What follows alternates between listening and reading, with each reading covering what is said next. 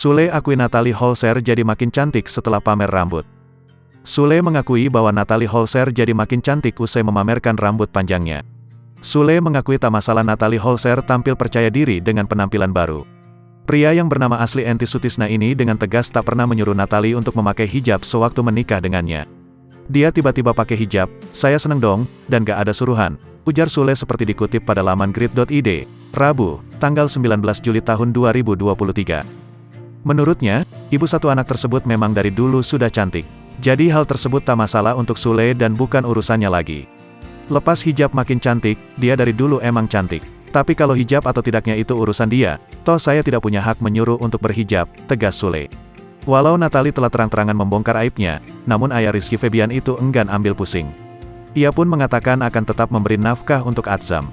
Dijelaskan Sule, Atzam masih tanggung jawabnya hingga besar.